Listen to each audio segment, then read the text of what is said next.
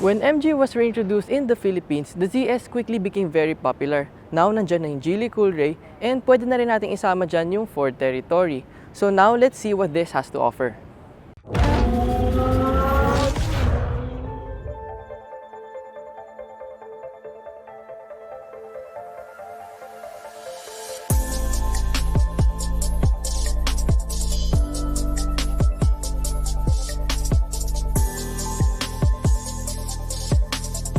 In the first few months after the pandemic, hindi lang siya popular, it became the best-selling subcompact crossover in the Philippines, and hindi naman siya surprising because of its affordable price and good looks.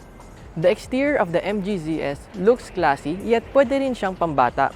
So here in front, meron siyang large mesh grille with the MG logo here, and then meron siyang projector-type halogen headlights with LED daytime running lights, which looks like Mazda, pero okay lang kasi maganda naman yung Mazda, di ba? And then it has a halogen fog lights and meron siyang faux skid plate dito sa baba. And kung mapansin nyo, it also has character lines dito sa hood and also dito sa bumper. Kaya talagang malakas yung dating niya pag nakita nyo siya. And the color, orange, di ba? It's very, very youthful, just like me.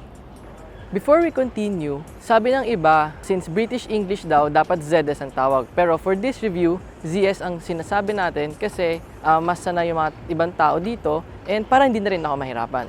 So, here on the side, makikita natin yung continuity of the character line. So, may character line siya here, all the way dito, then aakyat doon. And even dito, sa baba, may character line siya. And meron siyang silver accent right here. Meron siyang black plastic cladding all around the vehicle and it is nicely done, hindi siya na-overdone kasi maninipis lang siya, hindi siya super laki.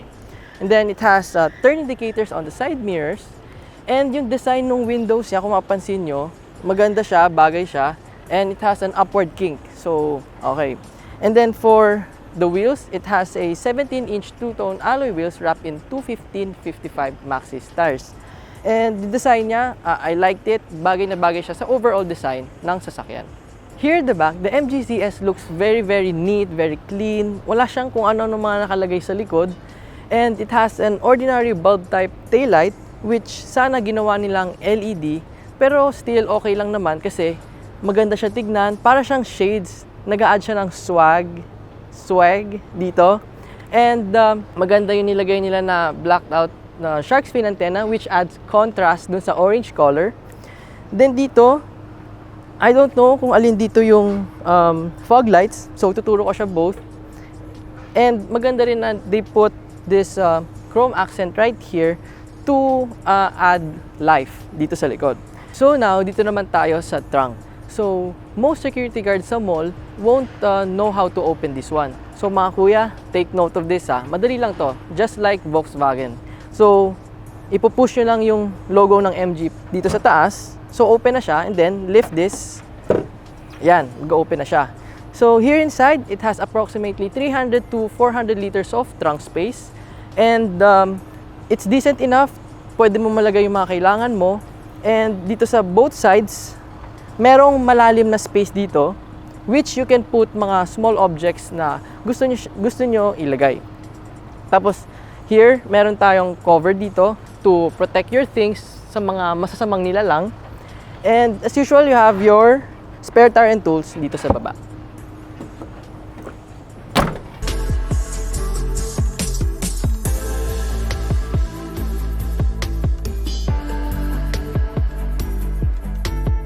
Inside the ZS, mapapansin nyo na pagpasok nyo pa lang, it's plain, it's simple, very straightforward, pero maganda. And yung material sa dito, parang pwede natin sabihin top-notch kasi it's soft-touch plastic. Tapos, itong mga plastic materials niya right here and here, alam mong maganda yung quality and maganda yung texture niya. Dito sa gitna, meron siyang faux carbon fiber. Pero I think kapag ginawa nilang piano black itong faux carbon fiber around the infotainment system, mas dadagdag siya sa ganda ng interior. Meron din siyang faux carbon fiber dito sa center console. Tapos, dito sa armrest, leather yung material niya, even dito sa side. So, very comfortable. Tapos, dito sa seat, it's wrapped in leather material. So, alam mong maganda yung uupuan mo and with white stitching pa. Tapos bolster niya, it's okay. It hugs me in place. Tapos malambot yung seat. So, very comfortable to sit on. Dito sa steering wheel niya, it's wrapped in leather. Tapos perforated yung both sides. And flat bottom siya. Tapos you have your controls for your audio controls. And meron tayong stock dito sa baba for the cruise control. So, pero hindi nyo na makikita to. And then for the instrument cluster, may analog instrument cluster siya and trip display in the middle. Here, meron siyang 8-inch infotainment touchscreen system with Apple CarPlay. So, wala siyang Android Auto. Tapos kung mapapansin nyo, yung user interface niya, quite colorful and may hawig siya sa Maxus. And which is nice naman and it's responsive. It follows my command. So now, try natin yung CarPlay. So, yan. So, yung sa CarPlay, ang napansin ko dito, the logos or the icons are quite small. Medyo maliit nga siya. Pero, okay na yun eh. At least may Apple CarPlay. Kasi minsan, kunyari ako pag lumalabas ako, tapos ibang sasakyan yung gamit namin, tapos naiiwan ko yung cord ko, para akong pilay eh. Parang there's something wrong pag walang Apple CarPlay. So I guess siguro yun na yung standard ngayon kasi it makes your ride very convenient. Tapos dito sa baba, you have your buttons for the infotainment system and may volume knob, which I really appreciate. Kasi mabilis i-adjust yung volume and maganda yung quality nung knob niya. Sa baba, you have your manual climate controls. Tapos kapag in-adjust mo, dito lalabas sa infotainment system yung information. Tapos here below, meron kang storage. You have your 12-volt power outlet. You have 2 USB port, yung isa for charging and then the other one for the Apple CarPlay. Then you have your shifter, you have your 2 cup holders right here. And meron siyang sunroof sa taas. Wala tayong effects eh, so ako na lang. Wow! Yan, buksan natin. So, it's very very nice na meron siyang malaking sunroof. Kaya pa niya mag-open. Yan. It's very wide though. Kaya ko umakyat. Here in the second row, there's nothing much to see here. Wala siyang center armrest, wala siyang aircon vents, pero nakabawi naman siya sa sunroof kasi until dito sa second row yung sunroof niya. So, yung feeling dito, it's you feel airy, maluwag, very bright. So, okay na okay yun. And then, the seat, the same sa harap. It feels comfortable to sit on. Maganda yung leather quality niya. Even dito sa armrest sa door, leather din. Sa side, leather. So dito you have 2 back pockets on both front seat. And I'm 5'5", 5 feet and 5 inches. So ito yung legroom ko. It's decent. Pero yung footroom ko, maluwag na maluwag. So ayan no. I can move my feet pa dito sa baba, which is okay. Tapos yung headroom, sakto-sakto lang siya kasi meron kang ang sunroof. Pero okay lang yun kasi you don't feel cramped dito sa likod because of this sunroof. Safety features on the 2021 MG ZS Alpha are dual front airbags, side curtain airbags, ABS, EBD, cornering brake control, electronic stability program, hill hold control, traction control, vehicle dynamic control, brake disc wiping, tire pressure monitoring system, and ISOFIX. The MG ZS is powered by a 1.5-liter gasoline engine with 114 horsepower and 150 Nm of torque paired to a 4-speed automatic transmission. And yes, yung mga narinig yun na numbers, parang medyo pang subcompact sedan siya. Pero let's check it out on a test drive. So ngayon, papasa ko muna kayo sa writer natin na si Julian. So Julian, anong masasabi mo? Okay, so now we're driving the MG ZS in the perfect place where to test it, which is inside the city. So we're now actually driving on EDSA, and what you'll immediately feel once you get starting is that the steering is actually quite light, but it's actually not so light that you can't feel anything anymore. It's just the right amount of light, and it actually has a little bit of weight in it, which makes it feel better. And what I was surprised is when I was tinkering with the infotainment, there's actually 3 different modes for the steering, which is urban, normal, and dynamic, I think. So I tried them out, and immediately once you press it on the screen, you'll immediately feel the change. Yung biglang nagiging mas heavy ng konti, lalo na dun sa dynamic mode. And of course, nung naka-urban mode siya, it was very light. But I personally, I just prefer to use the normal mode.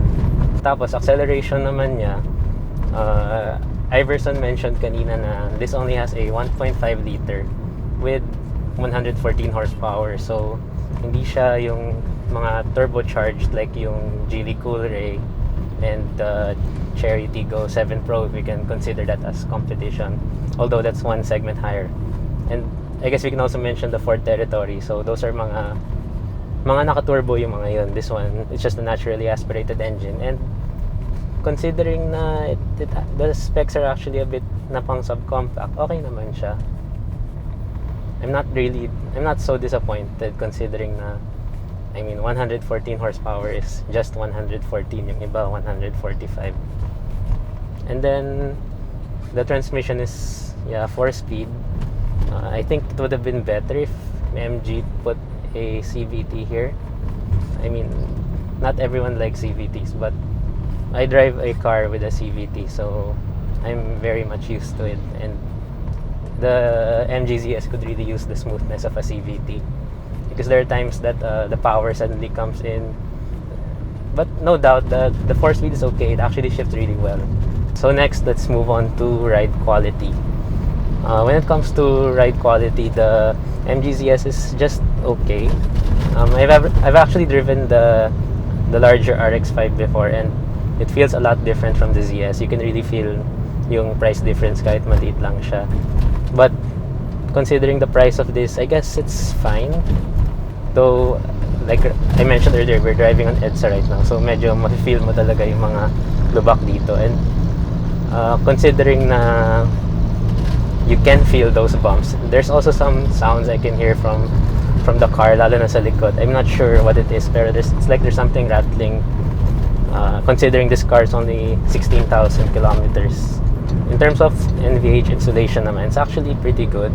There's a little bit of road noise, or actually road noise does come in, but it's not disturbing, it's not annoying, it's just there. And considering the price of this car, it's just around 900, a little bit more than 900,000 pesos, so I'm not surprised with that. In terms of visibility, as expected from a crossover, it's what's expected. It's you have a good view all around, and of course people choose this because of its slightly higher ride height compared to a sedan. And I can see naman na it's really good here. Plus, yung feeling na airy siya because of the panoramic sunroof on this Alpha variant, it's pretty good. It feels brighter, it feels more spacious. What I think the MG ZS could really improve on is the engine. I think it would be really nice if they introduce a better engine, maybe like its competitors na turbocharged na. Again, the specs of this are for parang akong naka-Vios, or let's make it better, siguro Honda City, but those engines match those kinds of cars. Unlike this one's higher, this one is a bit heavier, so as expected you should have more power. In terms of fuel economy, I'm getting around 9 kilometers per liter here inside the city, while on the highway we're hearing that some are getting up to 15 or 16 kilometers per liter, which are good. But for the city, I was expecting better. Maybe the one I mentioned earlier, the CVT, if they replace the 4-speed with the CVT, that would probably help a lot. And now we're actually entering the Skyway, so let's have a short impression of how this drives on the highway. So in terms of accelerating when entering the highway, it's actually pretty good. It's just decent. It's not outstanding, it's not excellent, but it will get you moving.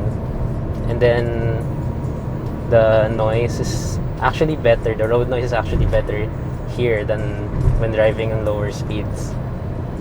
You don't really hear much of it, or it could be just the pavement is better here, but it's really good. Other cars, as long as you're in the highway, they get pretty loud.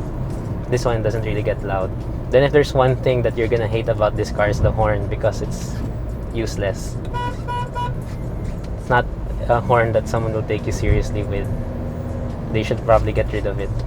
So overall, for the driving experience of this ZS, I can say that it's actually a pretty good car for driving the city. Maybe not as much on the highway, especially with the a little road noise we get here pa lang on city speeds. Pero I'm not surprised to see na there's so many MGZS on the roads. It's very easy to use, it's very easy to drive. The speed is decent enough for the city, especially let's say pag nag-traffic na, siguro you won't find any reason not to like driving this car. It's like a Ford territory, but very comfortable in the city, but a little bit more subdued. I guess that's the right way to put it. The MGZS is one of, if not the most affordable subcompact crossovers here in the Philippines. This top-of-the-line Alpha is priced at 998,888 Philippine pesos. Yes, ang dami niyang 8, di ba? Saswertehin ka kapag binili mo to. And malapit na siya sa 1 million eh. Baka di na lang ginawang 1 million. Pero kidding aside, yes, it has its flaws, but also marami siyang good things to love about the ZS, and it is really worth checking out.